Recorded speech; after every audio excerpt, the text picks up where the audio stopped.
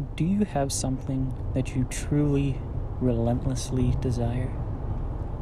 Despite your state of life, is there something else that you would go completely to the end of the world to get? Well, lucky for you, there's a way to achieve what you're looking for, and you won't need to go to the end of the world to get it. But you will need to go somewhere, and the place may be too out of reach for some. It's not far away. In fact, it's closer than one may believe, but there are requirements that some individuals may not meet. First, whatever it is that you seek, know that you must seriously desire what you want. In your eyes, it should be something that you need. If you begin the journey without the correct state of mind, you'll surely fail, as it will be near impossible to turn back once the journey starts. The second requirement that you will need is a vehicle of sorts. Most use a car, as it's the most comfortable choice. There have been a select few that have used a small motorized vehicle, such as an ATV or a motorcycle, but this has been proven to be quite difficult, as the conditions of the journey can prove to be too bothersome. Do not use a vehicle too large or noticeable, as you will need some of the cover of night to be most safe. Also, while any sort of car will do, you may not want to choose the most expensive or cherished vehicle. You can take your slick new black Mercedes for the drive if you'd like, but don't expect it to come out in a pristine state. Make sure your vehicle is completely fueled before beginning the drive. The first task to accomplish is to locate the road. It doesn't have a name, it's not on a map, and technically, it doesn't even exist. It will only show up if you're looking for it at the right time, and you will only spot it if you know what to look for. Finally, you must be alone during the journey. You didn't think you'd be able to go with a group, did you? It must be night when you begin. Choose the time of night when you believe the roads are the least populated. Drive to any area that is just a stretch of road surrounded by woods. Here's where you want to start paying close attention. If you're looking for the road, it'll turn up eventually, but you need to search for the road's hint in order to pull down the right one. Once you're close, you will see or feel its signs. But what the signs will be will depend on what it is you desire. For example, if you're in search of wealth, you may spot shimmers on empty branches of trees as they resemble the shine of gold or diamonds. If you seek love, you may begin to see rose petals slowly dance in the breeze, blowing in the road's direction. If you seek revenge, you may sense an ever-growing feeling of heat or anger in your body as you approach.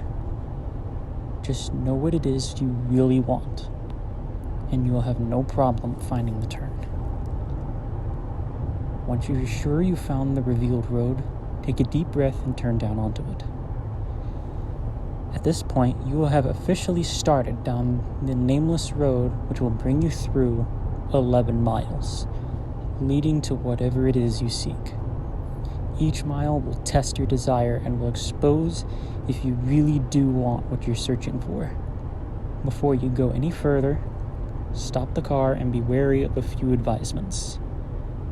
Do not turn on the radio during the drive. Do not use a phone during the drive. Reception would be cut off anyways. Do not open the windows during the drive. Make sure they are closed before you continue. If you are riding a vehicle without windows or a top, then prepare for the worst, as the odds are heavily against you. Do not attempt to leave your vehicle at any time. You will never want to exceed 30 miles per hour unless you're desperate to make it through a section of the road. And most importantly, as with any drive, buckle up. Feel free to prepare and make sure you're ready. Once the road has been entered, time has stopped, so you don't need to worry about losing the night. Though you may not notice, you're not actually in your own world anymore. Take one last moment to realize that once the first mile is over, there is no turning back. If you ponder turning back at all, know that you shouldn't even be on the journey in the first place. Once all is done, continue along the road. On the first mile, you won't see much change. The road passes through mostly woods, with a few miles being an exception. The air will turn a bit colder, in which you should turn on your heating system if the vehicle has one. You won't want to take your eyes off the road later. Take some time to calm any uneasiness by admiring some of the night sky. You'll see it completely lined with stars, more than what you would ever believe possible. If the weather was cloudy beforehand, you'll also notice that the sky is now clear. On the second mile, the air will become even colder. This is primarily the reason why traveling in an open vehicle is very difficult. With each mile, the air will drop in temperature, even if the season should be warm. If the air is too cold to bear, even with the heat on, your only option is to speed up. With each mile, the road will also become more complex, taking more turns and showing an increasing amount of road hazards. Be sure to always keep focused on the road in front of you in order to avoid as many bumps or obstacles as possible. Hitting a few rocks and potholes won't hamper your progress too much, but you'll want to keep the best condition for as long as possible. If your vehicle is forced to stop because of damage, then there's nothing left that you can do but eventually freeze to death. On the third mile, you may begin to spot silhouettes of human figures in the linings of trees. Pay no attention to them, even if they seem to get closer. It will be hard to resist peeking at their unnerving, distant appearance, but know that they will reveal themselves later. At this mile, the road will become dirt, even if you weren't driving on it in the beginning. Keep to the center of the path, as it will become narrow and wide at random intervals. On a quick side note, should you ever attempt to turn around, despite the previous warnings, you will be left on a path which never ends. You would simply run out of fuel eventually, and be left to freeze in the cold conditions. On the fourth mile, you will not only see more of the figures, but you will begin to, in a sense, hear them. In the back of your mind, a very faint, unintelligible whisper will echo. These will come and go, but you can't stop them. If they become bothersome or distracting, try and tune them out by thinking of what it is you desire. Attempting to listen and determine what the voices are saying will only attract them to you, and you want to be as far away from them as you can. They'll be closer later, so there's no use bringing them near you this early. On the fifth mile, you will come to a clearing. The lining of trees to your left will disappear and reveal a lake with no end, with a beaming, great moon over the water. The illumination from the moon will be so spectacular that the vehicle's headlights will no longer be required. Restrain yourself from gazing at it. If you look at its light for more than a few seconds, the road in front of you will end, throwing your vehicle into the water, in which you will freeze in mere minutes. The voices will be gone for this mile, but don't rejoice yet. They will be back. On the 6th mile, take into account that you are more than halfway done. Despite the progress, you may lose hope here. The stars will have disappeared at this point, leaving the sky an empty, black abyss. The clearing will have ended, leading you back into the woods. The only light you will have will be provided by your vehicle's headlights, but they will flicker from time to time, even if you're sure they're in perfect working order. If you have a radio in the vehicle, it will turn on here automatically. If you didn't turn it on beforehand, it will produce an overwhelming screech that will send you off the path. A calm voice will then begin to speak to you about your greatest fears, what it is that terrifies you in your life. It will speak in a way that will cause you to visualize the words in your mind. So don't listen to it. If you begin to comprehend what it is saying, the horrors will prove to be too much for you to stay on the road safely. Attempting to turn off the radio will prove no use. Speed up if you need to. Just keep your mind off the voice as much as you can.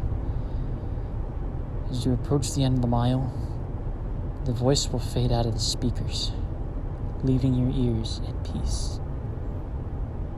For now.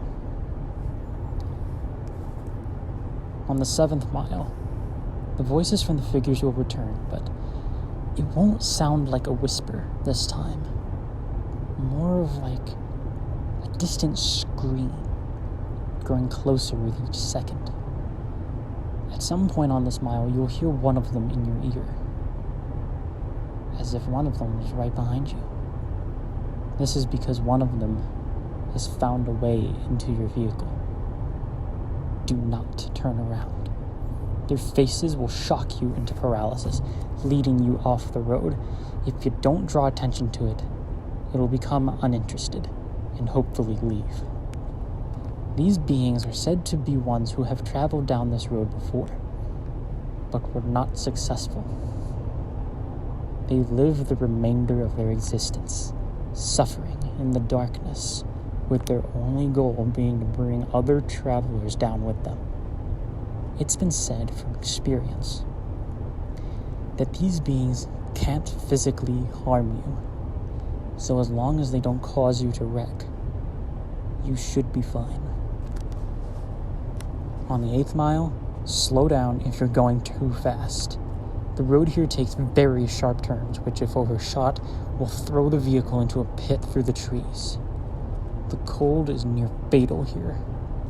If you were to have a glass or a bottle of liquid in your vehicle, it would be solid in seconds. The heating system will become completely obsolete. Your headlights will flicker more, sometimes shutting off for a few seconds. You should brake if this happens, but do not completely stop. The figures will be following you at this point, and should you stop for too long, they will surround and trap your vehicle. More of their screams can be heard from outside your doors, sometimes even sounding from maniacal laughter. Their hands will claw at your windows, desperate to reach in and feel something living. Do not look at them. They won't block your windshield, and the last thing you want to have happen is to crash and be trapped with them. If you don't make it from here, pray that it's the freezing that ends you. On the 9th mile, your vehicle will stall. The headlights will shut off, as will all other systems inside. There's nothing you can do to prevent this. What you will need to do is close your eyes and immediately attempt to restart the vehicle. Keep your eyes closed, as the figures would have surely surrounded and trapped your vehicle at this point. The starting of the vehicle will frighten them, and they will all back away temporarily. This will give you a chance to start moving forward again. If you begin to hear the windows crack from their struggle, don't lose focus. The beings can alter the vehicle, but remember that they still do not have the strength to physically affect you. You will hear nothing but their voices rampage in your mind, as there could be anywhere between a dozen or 100 after you now. Once you start the vehicle, floor it. Floor it so long as you can stay on the path. When the mile's done, the beings will retreat. On the 10th mile, the voices of the beings will stop. If you were to look in your rearview mirror, don't actually do this. You will see them following you, but not as if they were chasing you. They're watching you, as if they were seeing you off. As you go down the 10th mile, the road will be smoother, like it was back on the 1st mile. The figures will be lining the sides of the path ahead of you. They won't be after you, but they will watch you as you pass. Some have theorized that the beings are impressed that you have come a long way on the journey to what you desire. This is false. They are not impressed, but they are happy. They are happy that you're about to approach the next mile. They are happy because you are most likely going to your death. On the 11th and final mile, everything in your vehicle will lose power, as it did on the 9th mile. The vehicle would normally be immobile, but you will still be moving. An unknown force will be pulling you forward. In the darkness, you will see a glowing red light up ahead, as if it were a light at the end of a tunnel. Close your eyes and cover them. Do whatever it takes to make sure that you do not see what you are about to go through. Covering your ears would also be helpful, but keeping your eyes covered should be a higher priority. The red light is another clearing, but there's no moon or lake this time. Once entered, unrelenting and inconceivable noises will sound from all directions. No amount of bravery or conditioning will spare you from these sounds. The cold will turn to a merciless heat, burning all parts of the vehicle. You will feel the illusion of flesh being burned off your bones, and every part of you is being destroyed as you travel through the screams and audible suffering. As long as you keep your eyes closed and resist the urge to see where you are, you will survive through the suffering. This will last a total of 31 seconds, but many fail to keep their vision closed during that time and are left to the worst fate of the road. Where is this mile located? Those who have survived do not know.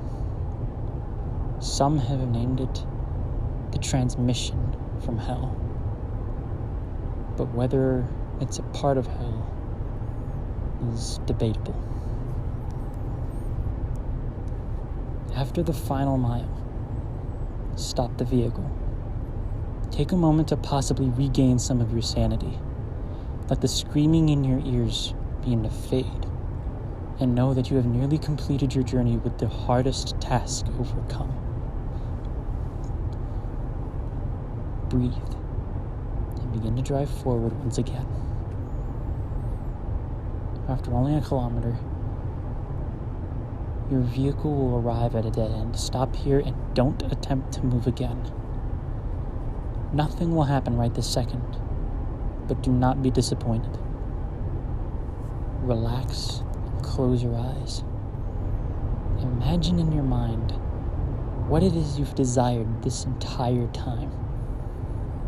It will most likely still be the same as when you entered, but with some, this desire may actually change through making this journey.